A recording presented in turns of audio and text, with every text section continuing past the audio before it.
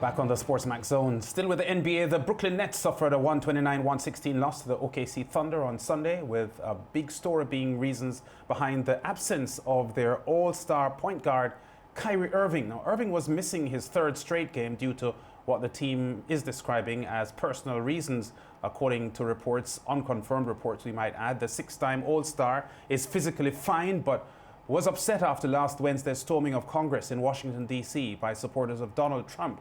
Irving has had a history of run-ins with his previous teams, the Cleveland Cavs and the Boston Celtics. George, should we buy into this Nets excuse for Kyrie Irving's absence? I think we can accept it. Kyrie is different. You know, many people like to say they're different. Oh, you know, I'm different. In fact, everybody likes to say that they're different. But we're not, many of us are not as different as we think we are. I think Kyrie Irving is different. I've had the pleasure of watching him up close, in the flesh and personal, dealing with the media, and he has a problem with the media. Why does he have a problem with the media, Lance?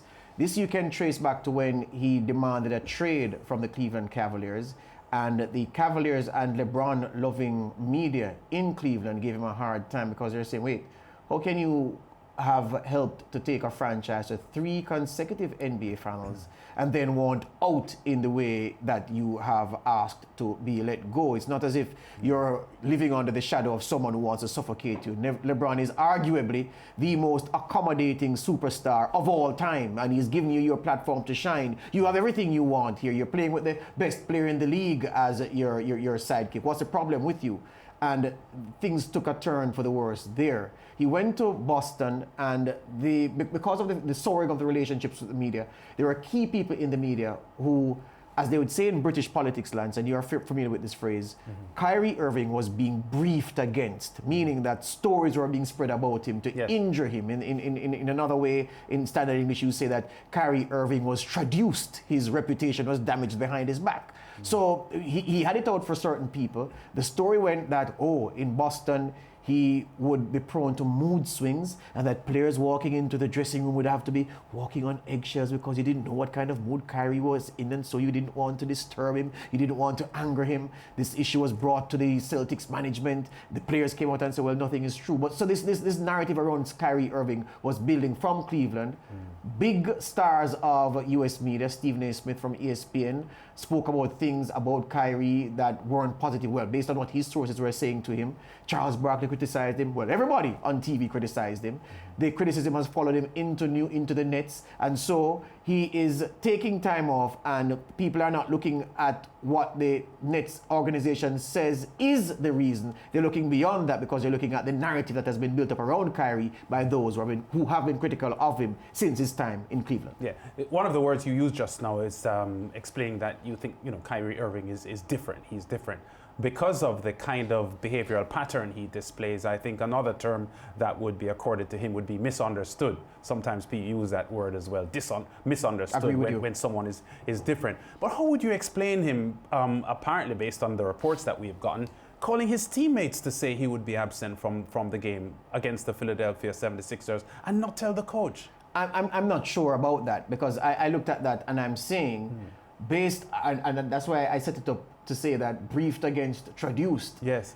I believe that that's the narrative that sources have fed to their media friends outside, and that's what's emerging. I haven't seen... The organization has denied it. Yes. But they can't draw themselves into the Lance. You know how corporate communication goes. Okay. And the organization is not going to want to respond to that because they're going to have to respond and deny other things, and it'll be held against them that, when this was said about Kyrie, you responded. Yeah, I'm saying, the reason that the Nets say Kyrie missed these 3 games, it's not strange, because in December last year, when he refused to speak with the media and was fined $25,000, he issued a statement on Instagram where he said that, look, I'm just in a different place. He says things have happened this year that have hit differently, referring to the upheaval which caused the Bucks to postpone an NBA game for the first time in NBA history. That player activism had caused the game to be postponed. So he has taken to heart, in a way, the issues that have happened with BLM and everything that has happened in the United States to heart in a way different to most people. And Kyrie Irving, Lance,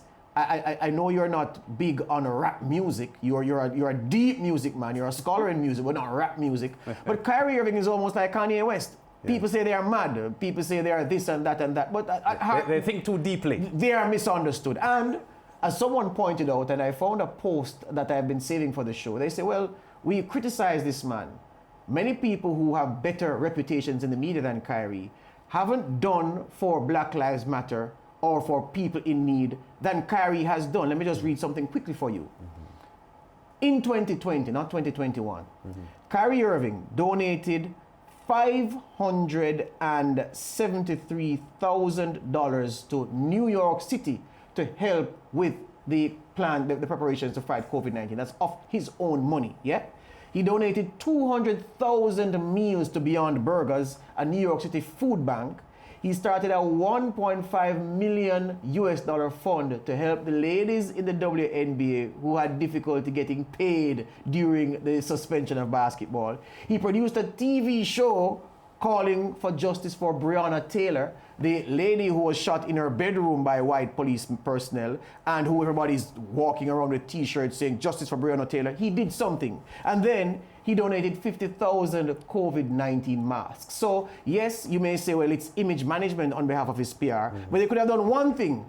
He's done a series of things. So I'm just saying that this guy, you have to treat him with kid gloves. He's just different. Well, you could be right. And I noticed that the media in the USA, well, a lot of the media that I have looked at, looking at this story, they have stayed away from criticizing him too heavily. They've pretty much, just said that, he obviously has things on his mind that we aren't aware of and how deeply they're affecting him. And we should, just allow him to go through the phase. And the last point, Kevin Love and a couple others came out last year to say that they had mental health issues. Yeah. Kevin Love was early in the campaign before COVID, and Paul George said, well, it affected him during the playoffs. You know how I feel about that, but that's another story. Kyrie Irving says that mentally he's not well enough to play. Isn't that a mental health issue? Isn't he deserving of an arm around the shoulder rather than the snide comments we're getting from people who, though they are informed, they may be misinformed by those who are giving them information? And I'm just saying that perhaps it is that the man needs a hug more than criticism at this time. Yeah. And I'm not sorry for celebrities and especially multimillionaires like Kyrie Irving is. Yeah. What about this story, George? Looking at teams after 10 games and the sort of history that they've been over the past decade. In the West, the Lakers have the best record at the moment, 8-3, while the Doc Rivers coach 76ers are setting the pace in the East at 7-3.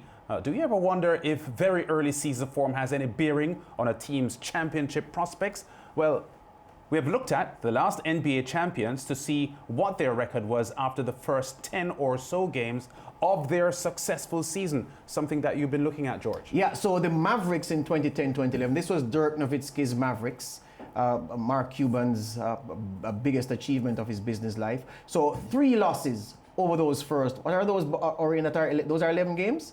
Those are 10 games, yeah, 3 losses over the first 10. So the Mavericks went 7-3. Then, Miami Heat, LeBron's Miami Heat, they lost 2 of the first 10. Then, Miami Heat again, they lost 3 of the first 10.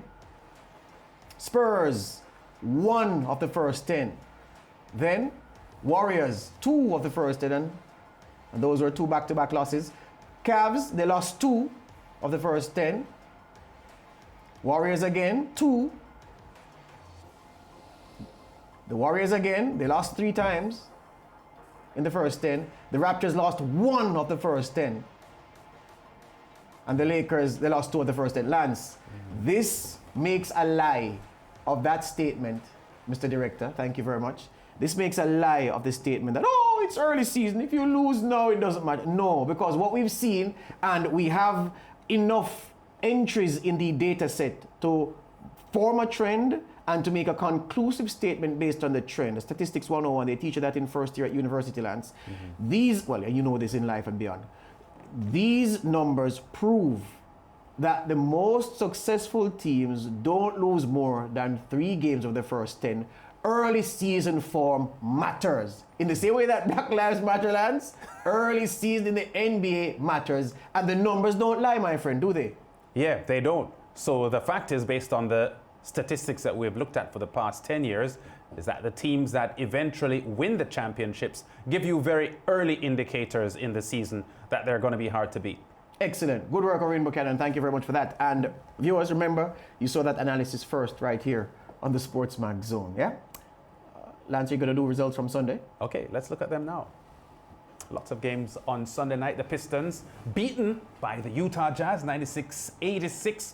The Clippers by 3 over the Bulls. The Nuggets won over the Knicks, and that was a big win, 114-89. The Thunder and the Lakers won over the Nets and the Rockets. And the T-Wolves and the Warriors, they were winners as well over the Spurs and the Raptors. Back with more on the SportsMax Zone after this.